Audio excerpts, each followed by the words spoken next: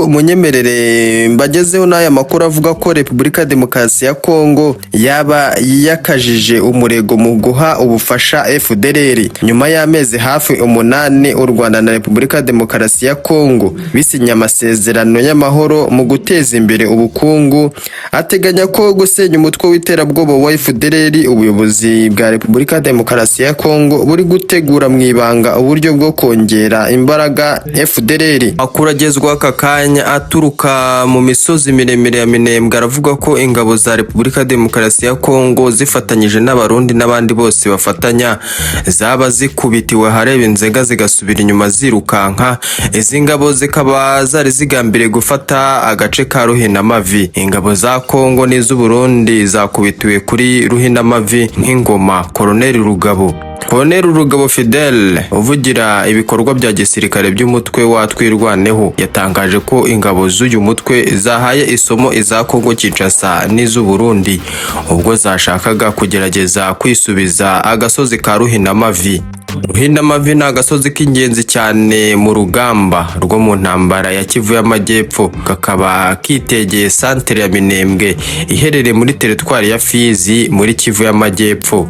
Mu mpera z'icyumweru gishize nibwo Twirwaneho ifatanyije na AFC M23 bakirukanyeho ihuriro ry'ingabo zirwana ku ruhande rwa leta ya Repubulika Demokarasi ya Kongo nyuma yo kukigarurira zigerageza gufata Minembwe. Amakuru aturuka ku rugamba rwo muri Kivu y'Amajyepfo avuga ko kuwa gatatu ku munsi w'ejo hashize izo ngabo zacenge zishaka kwisubiza Ruhinamavi, gusa nyuma y'imirwano ikomeye zikaza gusubizwa inyuma. Colonel Rugabo abinyujije ku rubuga rwe rwa X yavuze ko ingabo z'u Burundi n'iza Repubulika Demokarasi ya Kongo zakubiswe boshye ingoma. Yagize ati nyuma yo kugerageza kwisubiza umusozi wa Ruhinamavi mente bikanga, ingabo z'u Burundi n'iza Kongo zakubiswe nk'ingoma. Rugabo yunzemo mu rwego rwo kwihimura izo ngabo zikimara gusubizwa inyuma zarashe ku bitaro bya Minembwe byarashweho hakoreshejwe drone ndetse no ku bindi bikorwa remezo rusange. Iki kikaba ari ikimenyetso kigaragaza ko ingabo za Repubulika Demokarasi ya Kongo abarundi bashaka kurimbura abanyamurenge batuye mu misozi ya Minembwe. Uyu musirikare mu izina rya Twirwaneho yaboneyeho kwamagana ibikorwa by'ubugome n'ubunyamaswa byakozwe n'ingabo za Kinshasa. Amakuru avuga ko imirwano yo kuri Ruhinamavi yamaze amasaha abarirwa muri 5 mbere y'uko ingabo za leta zirukanwa kuri uwo musozi zikambutswa umugezi wa Rwinku. Nyuma yo gutsindwa inshuro nyinshi ku butaka no kugaragara ko badashoboye guhangana n'ingabo za FCM 23, ihuriro ry'ingabo zirwana ku butegetsi bwa Kinshasa zakajije umurego mu bikorwa byo kugaba ibitero ku basivile. Ibyo bitero bakaba bifashisha drone zo mu bwoko bwa KT6. Kuri uyu wa kabiri washize tariki ya 23 Kamena 2026 kandi hagati ya saa 12 za mu gitondo na saa 5 za mu gitondo ihuriro ry'ingabo zirwana ku butegetsi zakajije umurego mu bitero by'indege byibasira uturere dutuwe cyane twa Gakenke na Mikenke.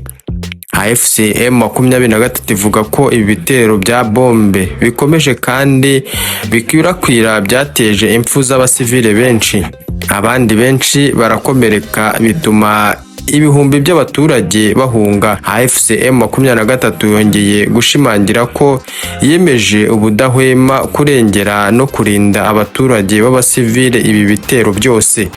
Repubulika Demokarasi ya Kongo yaba yakajije umurego mu guha ubufasha FDLR nyuma y'amezi hafi 8 u Rwanda na Repubulika Demokarasi ya Kongo bisinya amasezerano y'amahoro mu guteza imbere ubukungu. Ateganya ko gusenya umutwe w'iterabwoba wa FDLR ubuyobozi bwa Repubulika Demokarasi ya Kongo buri gutegura mu ibanga uburyo bwo kongera imbaraga FDLR no kugiha ubufasha bw'ibikoresho n'ubwa gisirikare hagamije kugaba ibitero ku Rwanda. Repubulika ya Demokarasi ya Kongo n'ingabo zayo FARDC n'umutwe w'iterabwoba wa FDLR ugizwe n'abarimo abasize bakoze jenoside yakorewe abatutsi mu mwaka w'1994 usigaye ukorera mu burasirazuba bwa Repubulika ya Demokarasi ya Kongo. Hari amakuru avuga ko umugambi wa leta ya Kinshasa na FDLR ugamije kongera ibitero ku butaka bw'u Rwanda by'umwihariko mu turere twa Rubavu ndetse na Musanze. Amasezerano yashyizweho umukono ku itariki 5 Ukuboza 2025 ategeka Repubulika ya Demokarasi ya Kongo gusenya FDLR, ariko kugeza ubu uyu mutwe uracyakorana n'ingabo za Repubulika ya Demokarasi ya Kongo. Amakuru yizewe agaragaza ko mu ntangiriro za Kamena 2026 Colonel Christophe Mukubaburi ukorera mu ishami rya gisirikare riri mu biro by'umukuru w'igihugu cya Kongo Maison Militaire, akaba anashinzwe guhuza imitwe ya Wazalendo mu majyaruguru ya Kivu, yayoboye inama nyinshi zabereye mu kigo cya gisirikare cya Mpinga mu karere ka Walikari. Abitabiriye iyo nama barimo abayobozi ba FARDC, aba FDLR, imiryango irwanya u Rwanda iyobowe na Fabien Singaye, umukwe wa Felicien Kabuga, umwe mu bagize uruhare rukomeye mu gutera inkunga jenoside yakorewe abatutsi mu mwaka w'1994. Mu byaganiriweho muri izo nama harimo kwinjiza abarwanyi ba FDLR mu mitwe ya Wazalendo hagamijwe guhisha imibare y'abarwanyi b'uyu mutwe, n'abayobozi ba FDLR bacungirwa umutekano mu gihe Amerika yakongera igitutu kuri Kinshasa ngo ishyire mu bikorwa amasezerano ya Washington, by'umwihariko ingingo yo gusenya uyu mutwe. No kuvuga ngo abasirikare ba Repubulika ya Demokarasi ya Kongo ndetse n'abayobozi bahisemo uburyo bwo gufata FDLR bakayinjiza muri Wazalendo ndetse no kurinda abayobozi ba FDLR kugira ngo umunsi Leta Zunze Ubumwe za Amerika zakajije umurego mu kubabwira ko bagomba kuzuza amasezerano bagiranye, Leta Zunze Ubumwe za Amerika izasanga nta murwanyi n'umwe wa FDLR uhari kubera ko bose bazaba barashyizwe muri Wazalendo. Banaganiriye ku myitwarire y'abarwanyi ba FDLR ku rugamba ndetse hemezwa gahunda y'ingo nyamukuru kuri bo, ariko yari ukongera ingufu FDLR no kuyigumisha hafi y'umupaka w'u Rwanda, hanyuma hagategurwa ibitero byinjira mu turere twa Rubavu ndetse na Musanze. Umujyi wa Rubavu uherutse kugabwaho ibitero bikomeye muri 2025 byahitanye abasivile 16, abandi 177 barakomereka bikomeye. Musanze nayo yagabweho ibitero bikomeye muri 2019 mu Kinigi bihitana abantu 10 mu myaka 30 ishize. FDLR yagabye ibitero birenga 20 ku butaka bw'u Rwanda bihitana abaturage bo mu majyaruguru y'uburengerazuba. U Rwanda rwasobanuye kenshi ko umutwe w'iterabwoba wa FDLR ubangamiye umutekano warwo, ari nayo mpamvu washyizeho ingamba z'ubwirinzi ku mupaka uhana na Repubulika ya Demokarasi ya Kongo. Amasezerano ya Washington mu Ukuboza 2025 ateganya ko Kinshasa igomba kurandura FDLR, u Rwanda rukabona gukura ingamba zarwo z'ubwirinzi ku mupaka. Leta Zunze Ubumwe za Amerika zafatiye ibihano bamwe mu basirikare b'u Rwanda zivuga ko ari igitutu kigamije guhatira u Rwanda kubahiriza amasezerano y'amahoro, ariko ingabo za Repubulika ya Demokarasi ya Kongo n'abayobozi bazo ntibigeze bafatirwa ibihano nubwo bizwi neza ko zikomeje gufasha FDLR.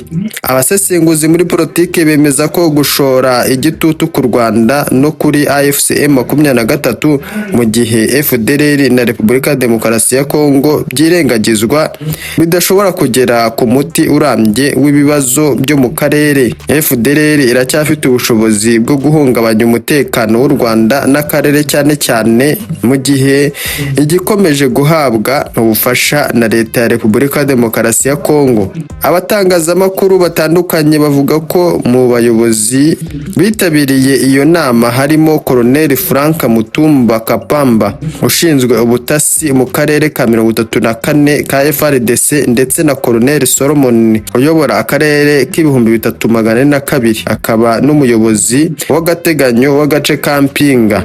kabarizwa muri Walikale, Masisi n'igice cya Lubero. Abasirikare bavugwa ko bashikirijwe na FDLR tone zirenga 5 z'amasasu n'ibindi bikoresho bya gisirikare mu burasirazuba bwa Repubulika ya Demokarasi ya Kongo mu ntangiriro z'uyu mwaka.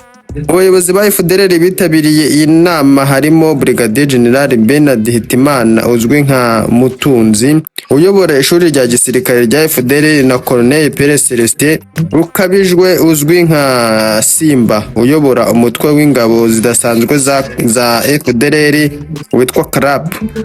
Muri 2022 raporo y'umuryango Human Rights Watch ivuga ko hari abasirikare ba FARDC bagiye mu nama na FDLR iyobowe na Colonel Tokorongo wari ushinzwe ibikorwa bya gisirikare n'ubutasi mu mutwe wa 3411. Human Rights Watch ikomeza ivuga ko yakiriye amakuru yizewe avuga ko abasirikare ba FARDC bari bayobowe na Tokorongo muri regime y'3411. Avuga ko yahaye ibisanduku byinshi by'amasasu abarwanyi ba FDLR mu gace ka Kazoroho muri Nyakanga 2021 mbere y'amezi abiri amagana y'abarwanyi ba FDLR, CMLC, FDP imitwe isanzwe ifatanya na FARDC bagiye ku rugamba muri Rumangabo ndetse na Rugari.